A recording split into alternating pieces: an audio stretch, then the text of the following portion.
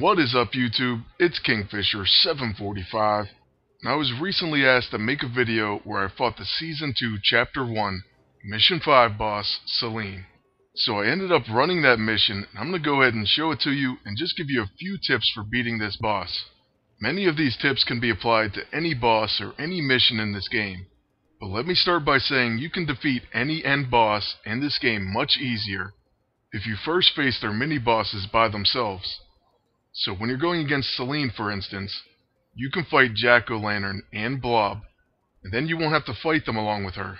This will make the end boss battle much easier, and truthfully there's no reason to fight them along with the boss, unless you're trying to do a score challenge. So that would be my first piece of advice if you're having any trouble with any end boss in the game. Secondly, any missions, bosses, or battles can be made a lot easier if you have a protect weapon on your agent. I just find this to be the case because you can focus healing items on your agent, much better than focusing on healing your entire team. Or even better, if you have a weapon like the Sinister Scepter, you can make yourself go into astral form, and then protect from astral form. Now if you don't have this weapon, or any of the protect weapons, you can use a character like Captain America or Wonder Man, or really any protect character. The only reason I mentioned those two heroes first is because they can protect at the start of combat, which can be really crucial. For Captain America to start with his shield guard though, you must have his World War II outfit. Right now we're going to take a look at some of the items that do have protect. So first there's the Orfrost Mace. And I do understand that many of you newer players may not have this item. And to be honest with you, I really think they need to make more protect items in missions. That way everyone can get one. Some of the other protect items are Kazuri and the Blade of the Guardian. And then like I said, you can use these items with the Sinister Scepter, and that'll grant phased on use. Many of the computer enemies in the game cannot hit through phased, so this makes for a very excellent combination. But let's assume that you don't have these items. I'm going to go ahead and pick some items that were recently acquired or are still available right now. Alright, so what we're going with is the Custom Goblin Glider, and you can get that from Chapter 7, Mission 3. Then we're going to use the Magnetic Field Generator. And the reason we're going to use the Field Generator is because it's pretty awesome in a battle where you might get hurt, and maybe even have a difficult time surviving. That's because it's going to put a shield on your entire team. Not only that, when that shield's broken, it's going to grant an additional turn. This turn can be used for all sorts of things, like using items to heal your team back to full. Next, we're going to use the Mutagen Emitter. And that's basically just because we wanted a quick action item, and just about everyone should have this gadget. Then lastly, we're using the Warsplitter Axe. And this is basically in place of the Warbringer Axe. This thing's going to grant strength into your entire team. Hopefully you were able to get this from the new Special Operations, but if you didn't, you can use any item that'll buff your team or buff your own attack. Next, when facing an end boss, you want to choose a class on your agent that will either take advantage of that boss specifically, like being its counter class, or something that'll take advantage of all our minions around. So for Selene, you want to use a Scrapper to gain a follow-up attack against her. And I realize you are forced to use the Black Knight, and she happens to be his counterclass. I'm going to show you how to get around that, at least one way. For our other character, we're going to use Damon Hellstrom, and I'll tell you why. I figured that his passive ability, Netheranium Spire, may come into play against Selene. This passive says 50% chance to nullify magic attacks against all allies. Unfortunately, I never saw it proc, and I tried it again, and it definitely didn't go off. Now that's not to say that it never will work, but since she is a mutant, maybe the game treats her more as such rather than a magic caster. Still, I think it's odd that she places Bane on you. I guess as far as that passive goes, more testing needs to be done. Still, I'll show you why he's a really valuable asset to this battle. And to any battle, really. Let's start by using the Mutagen Emitter. Now right now that has a bug, just like a lot of other buffs, and it will apply to your entire team. This was just before that bug kicked in though. Next we're going to use the Warsplitter Axe, and that'll give our team strengthened. Then with the Black Knight you want to attack the Blaster, so we'll go ahead and hit him with the Ebony Blade, and that'll give us tactical maneuvers.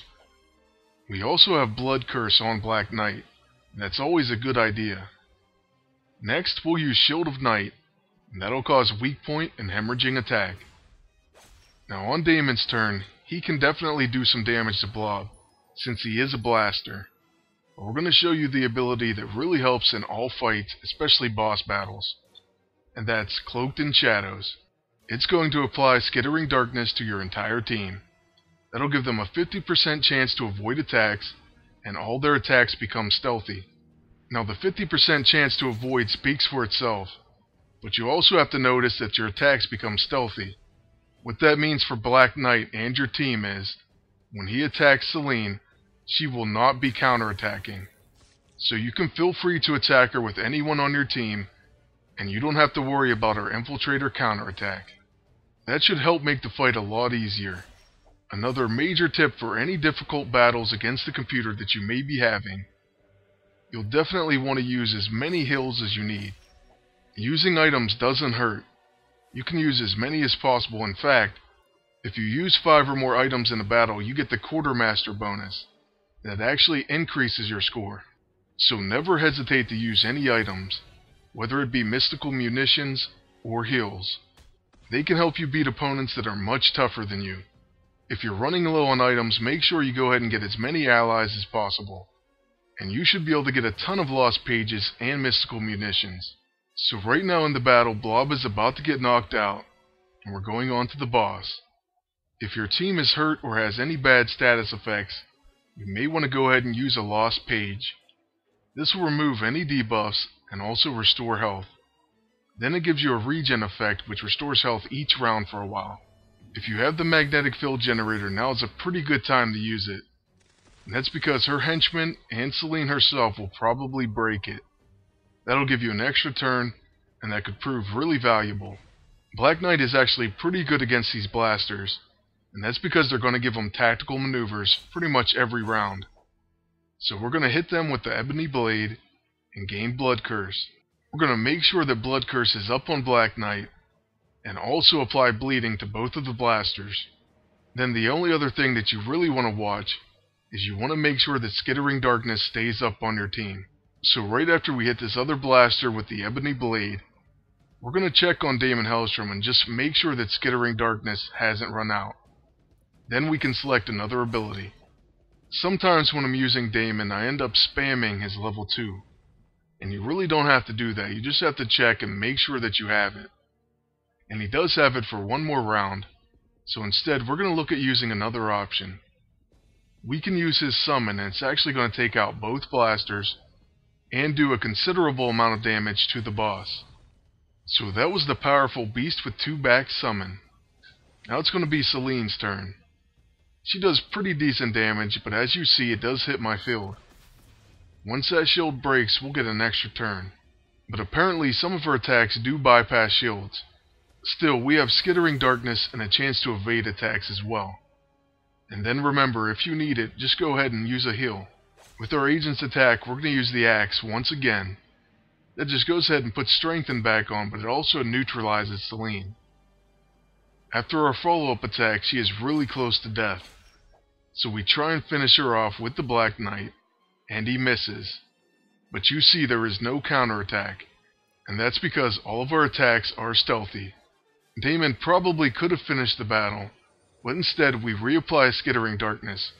And the reason I decided to do this is because I wanted to see if his passive ability would proc. So I did try to make the battle go on a little bit longer. Then on our agent's turn, we're just going to recharge. With the Black Knight, we will use the Lost Page. And that's because he has Stare of the Abyss. That's a really nasty debuff. So you want to go ahead and remove that if you can. I should mention that if you do use the Lost Page, you are going to remove Damon Hellstrom's buffs. And by buffs, I mean Dark Void and Burning. So that is a slight drawback, and you may want to use a different healing item instead. Looking back, I wish I would have just finished the battle, but I really thought I could end up proccing his Netheranium Spire, especially when she used an ability called Magic. But even though you would think that counts as a magic attack, and her other attack, which I can't really pronounce, Skia Thanatou, places Bane, Damon still didn't nullify that for the team. So I'm really not sure if that'll ever proc, and at this point in the battle I decide to end it. So that one went a little bit longer than it should have, but I do hope I helped. I want to thank you all for watching. If you have any questions or comments, please leave them in the section below. If you liked the video, please leave a rating. And if you haven't subscribed, please go ahead and do so. In the future, I will definitely try to get to more requests. Thanks once again, good luck, and take care.